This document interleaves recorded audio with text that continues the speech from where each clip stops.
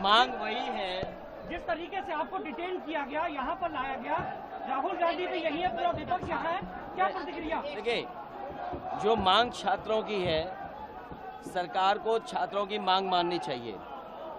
जो उन्होंने मांग रखी है उसको स्वीकार सरकार को करना चाहिए। और सरकार ने जो अन्याय किया है छात्रों के साथ, युवाओं के साथ, जिस तरीके से उनको पीटा गया, उनका सर फोड़ा गया, हड्डी तोड़ी गई, करंट लगाया गया, और जो कुछ सरकार कर सकती थी सरकार ने दमन करने की कोशिश की है। लड़कियों के कपड़े फाड़े हैं। क्या ये लोकतंत्र में उम्मीद कर सकता है किसी सरकार से? और जब शांतिपूर्ण आंदोलन और प्रदर्शन चल रहा उस समय, इसलिए हमारी मांग है कि सरकार जो छात्र हैं, युवा हैं, उनकी मांगों को मान लें। कल भी यही मुद्दा आप लोग उठाएंगे? सदन में यही मुद्दा उठाएंगे।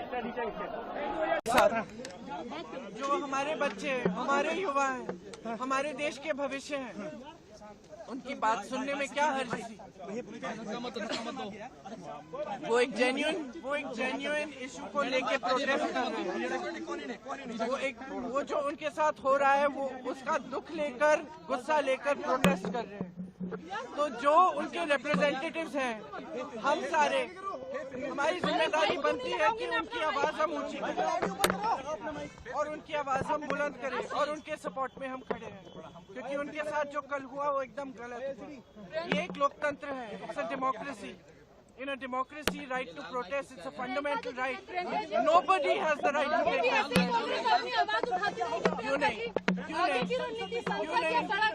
क्यों नहीं? जहाँ पे जरूरत होगी वहाँ हम आवाज उठाएंगे। राहुल गांधी का चेंज हुआ बयान है, वो डिमांड उनका पहले कुछ और चाहिए था, फिर उन्होंने बोला कि रेजोल्यूशन चाहिए धर्मेंद्र प्रधान का, तो उनका डिमांड जो है वो बदला था प्रोटेस्ट के दौरान। जब पीएम हाउस के बाहर वो प्रोटेस्ट कर रहे थे, सिंह गए वहाँ पर, उन्होंने बोला कि उनका डिमांड पहले कुछ और था, फिर डिमांड चेंज हो गया।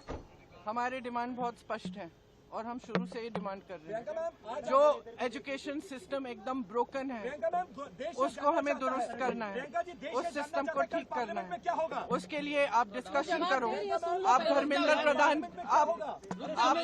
आपको या तो मेरी बात सुननी है, सुनने दो भाई, सुनने दो। धर्मेंद्र प्रधान जी को रिजाइन करना है, एक डिस्कशन होना चाहिए पार्लियामेंट, और जो स्टूडेंट्स प्रोटेस्ट कर रहे हैं उनकी सुनवाई होनी चाहिए।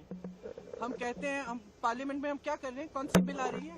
फिर से वंदे मातरम की इज्जत की बिल आ रही है। क्या मतलब है इसका? क्या मतलब है इसका? वंदे मातरम का मतलब क्या है?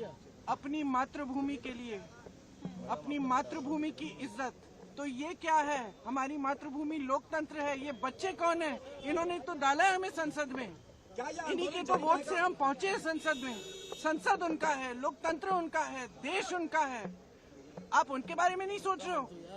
उनके लिए बिल क्यों नहीं आ रही है? एजुकेशन सिस्टम के ओवरहॉल के लिए। एजुकेशन सिस्टम में जो पैसे खर्च रहे हैं 1.4 लाख करोड़ रुपए, आपने कभी सोचा है अडानी और अंबानी के लोन कितने माफ हुए? 16 लाख करोड़ उनके लोन माफ हो रहे हैं। और एजुकेशन, पूरे देश के एजुकेशन में आप 1.4 लाख करोड़ डाल रहे हैं। डिस्कशन होना चाहिए। जो स्टूडेंट्स कह रहे हैं उनकी सुनवाई होनी चाहिए, उन पर लाठियां नहीं बरसानी चाहिए, उन पर आंसू गैस नहीं डालना है। छोटी छोटी बच्चियां हॉस्पिटल में हैं, उनके पेरेंट्स की हालत देखिए। मैम, आम आदमी पार्टी और आप लोगों की जिम्मेदारी बनती है, आप लोगों की जिम्मेदारी बनती है कि आप स्टूडेंट्स की आवाज उठाएं, आप इस मुद्दे को उठाएं और आप देश को सच्चाई दिखाएं। मैम, आम आदमी पार्टी कांग्रेस ने प्रोटेस्ट खड़ा कर दिया।